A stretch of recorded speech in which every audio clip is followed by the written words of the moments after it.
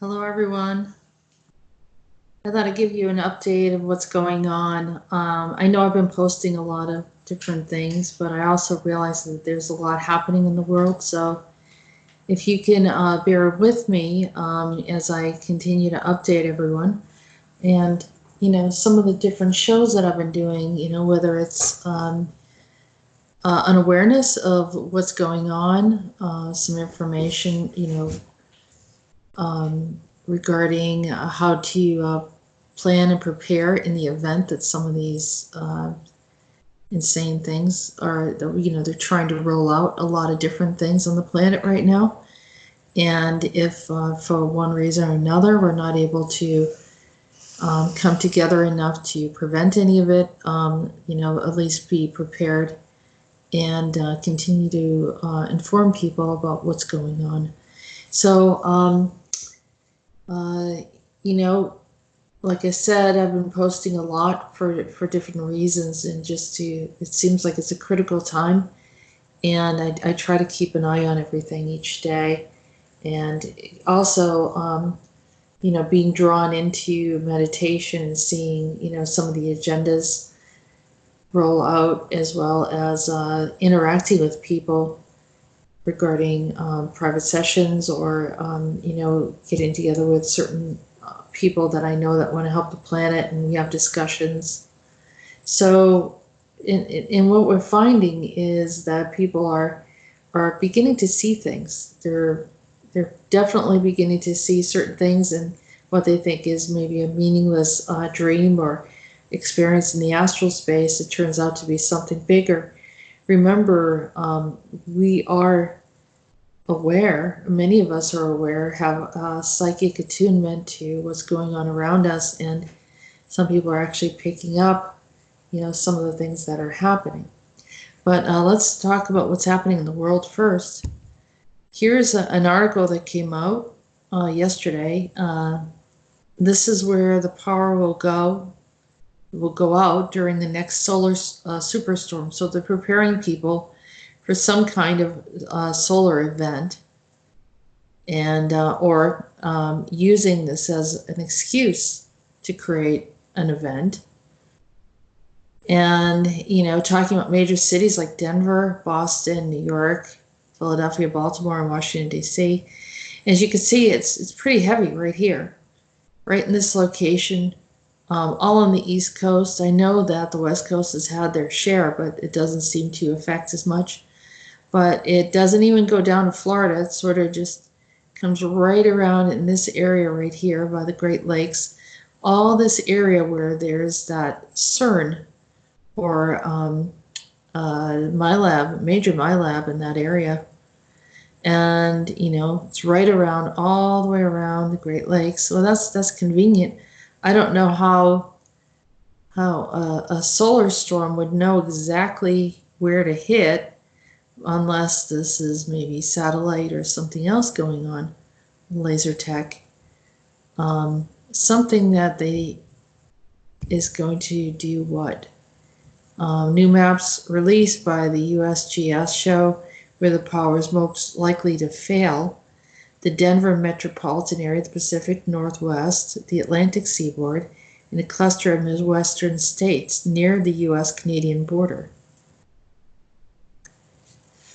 So they're saying that the solar storms cause electrical currents. I mean, many of you know about this. And so strong that the lines can't handle it. Fuses blow, transformers melt, and circuits break, breakers trip. The most famous geomagnetic power outage happened during a space storm in 1989, when 6 million people in Quebec lost power for 9 hours. Whether or not your power goes out during a solar storm depends on two things: the configuration of power lines in your area and the electrical properties of the ground beneath your feet. In areas of more electrically resistant rock, currents struggle to flow through the ground, whatever. Should we fear the next big solar storm? Some people are insisting that this is a big event, that we're supposed to go through this, big hit of the solar storms, and then all our power goes out. We're completely off grid, and then we have this miraculous 3 or 10 days of darkness. Supposedly, this is a divine event, which I have a problem with that, because if it's created by other unnatural means, then it has nothing to do with being divine.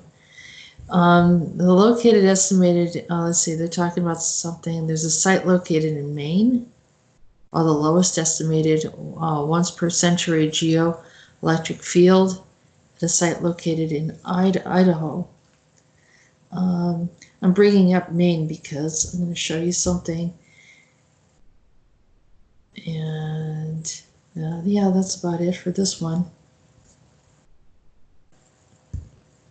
So right now, there's actually a power outage in Maine, fairly decent one, and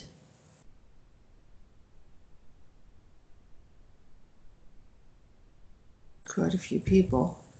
But I did contact a friend who lives in that area, well, at least northern New Hampshire, and he said that there was a big snowstorm. So that could be just a snowstorm-related event.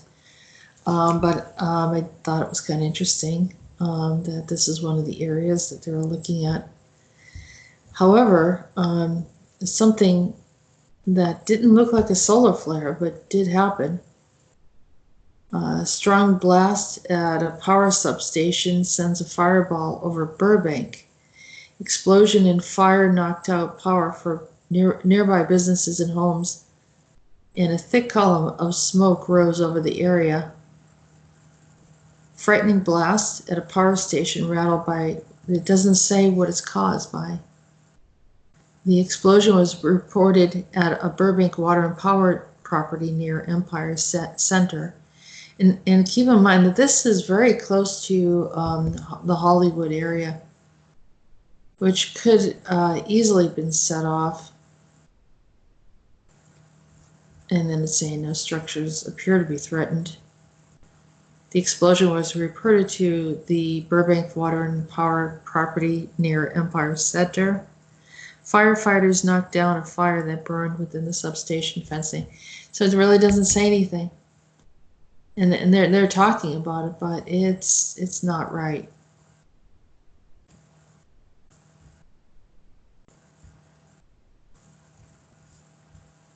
April 8th, thousands of apocalyptic crows darken Bothel's sky near Seattle. So this is the Pacific West. And you see all these birds.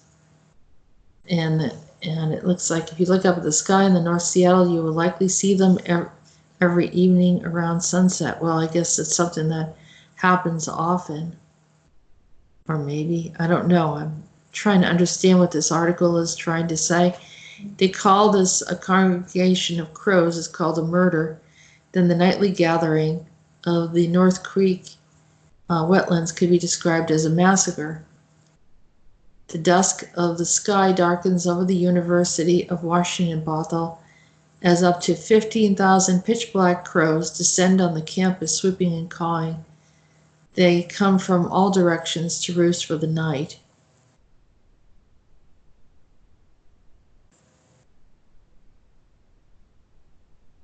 But I guess they've been, keeping an eye on it, trying to understand. I mean, it's kind of crazy looking.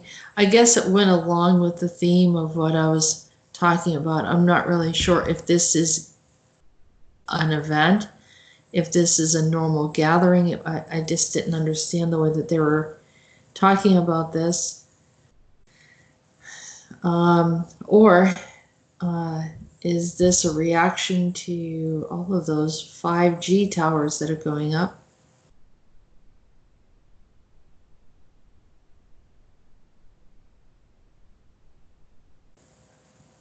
So I guess that they've been showing up a lot, but the article kind of drew my attention. And you could just see all these birds coming in. I mean, a lot of people like like seeing the birds. But I've noticed a lot of people have been contacting me about birds showing up on their porch or by their windows, sort of looking in. I have a strong feeling it's related to the frequencies that they're picking up, because these are people that don't typically see birds, but now they're starting to see a lot of them. And of course, if you're feeding, it's not like, they're just feeding the birds, but there's definitely an anxiety out there, and probably they're feeling our anxiety as well. The next part is I'm going to go into someone shared with me a dream that he had, and he saw himself in a weird situation where he was ready to go into, like, it was going into a battle, but it had a weapon and went to deal with these entities or demons that showed up. And when they showed up, he went to shoot at them, and the bullets did nothing, absolutely nothing. I started to tell him what I saw. I saw him wearing it looked like a SWAT team outfit, and then he confirmed that it was pretty much like that. And then he described what they look like, and he said essentially they look like the beings from Resident Evil. And so now I'm thinking about it, and I'm thinking about how the whole Resident Evil thing in Wuhan, that actually did happen. It did manifest. And, maybe there's something else happening where these things are, showing up in our timeline, or trying to come into our field. They're already in the astral, and he had literally an astral battle. And so that means that something came in close. Now he's in the West Coast right now. So, and we know that California's been hit pretty hard. It's sort of like this, Resident Evil, or this character from Marvel called Venom. And, it's different variations of it. So then he started saying, well, what am I supposed to do if, I have a weapon that doesn't help me? And I literally think that we're getting launched into a battle. I think that whoever was guarding our planet, or because of the timelines and the breach and the bleed throughs and all these others, that not all, whoever was guarding us is not there anymore, or they've given up, or they're resigned, or to the fact that, hey, this is supposed to be end times, and we're just going to let anything happen to the planet. And maybe that's their agreement. I think that if any of this stuff is being orchestrated by anyone, there's absolutely nothing related to like a natural or a divine event. For example, years ago they would say it's an act of God when something happened with the weather, because people didn't have that technology. But now, with all the technology that we have and the satellites and so forth, laser technology and weather altering devices, that you can't even say that anymore. So I think that's why we have to put aside the whole belief system that we should accept these things and just say, well, it was supposed to happen like this, because it's not supposed to happen like this. So I think at this point, I'm just saying, I'm calling out to all super soldiers, or those that are here to help the planet. And, these are the different types of weapons and things that if you have to imagine yourself protecting things, and not to have any type of feel like you don't have something to go in and to help to protect. Like I said, there's an absence, and if they have some kind of agreement that we don't understand, that's fine. But we could allow these things to happen to us, or we could do something about it. And these are astral battles, by the way. It's like definitely not confirming or suggesting that anything about it physically. but those of us, the people that listen, understand the astral, as it is above, so it is below. So if you want to deal with protecting, and this is the best way to do it. So as when I was talking to my friend, and I said, I think you need another kind of weapon, and I described the weapon as being connected to titanium, and he said that would be this weapon right here from the video game Doom, and it's called the gauze cannon. And then there are other types of weapons that you can see.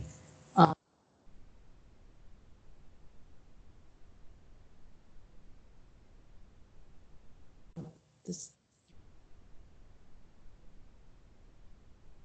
and people will probably say, "Oh, she's a big gamer." This has nothing to do with it. For me, I'm realizing, because I've been doing astral battle for a long time, and so if you want to actually, if it makes you safer to have this type of technology, deal with these creatures.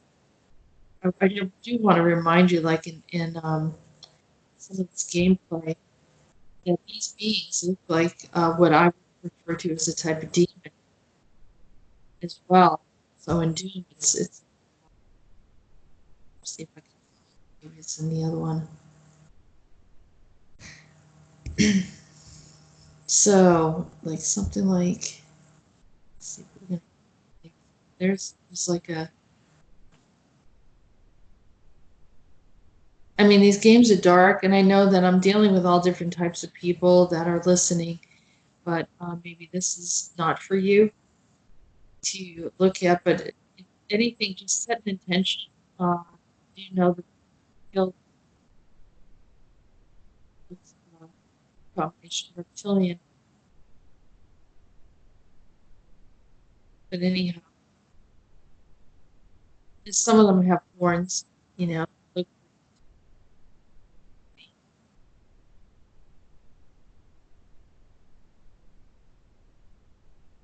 so there it is. I just want to encourage people, and if you plan on helping the planet, this is it. This is definitely it. There's a lot of activity, and um, don't feel like you have to be at a disadvantage. Get whatever you need psychically. Bring in whatever tools you need to prepare to use. And of course, these things, it's not just to use on anyone that's innocent or vulnerable. I mean, this is for some kind of entity that's here to come into our space, and it will get pretty bad. It will bring that mayhem and chaos that Peter talks about. So, and like I said, there are those that set intentions, that those that just want, say they want to send love or positivity and everything else. That's fine, but you realize in throughout history, we've always had warriors and protectors for the planet. So if you're not of that mindset, that's fine. But trust me, without the protectors, you would not understand what peace is. At this point, it would be constant chaos. And so there would be a power struggle and aggressors, predators, and so forth. So I'm just trying, this is not fantasy, this is people who have psionic ability, and those of us that can see multidimensional, that it's happening on another dimension. They're trying to access into our space, and there's been a breach. So because people have stepped away, or people, beings that were protectors of the planet, are not present, and the other ones that are aware of it, that like the Council of Five, have a ruling of non-intervention. So it's up to us to do whatever we want. Peter says, create your own paradigm. And we have to defend and protect at this time. So, like I said, you know who you are. And I have already communicated with Jericho and Rodan and others that are here to support us. and nothing will happen to you. You won't be harmed. Put on whatever psychic gear that you need to put on yourself, and you'll be ready to go. So, all right, and that's it for now. And thank you, everyone, for listening. I will keep you updated.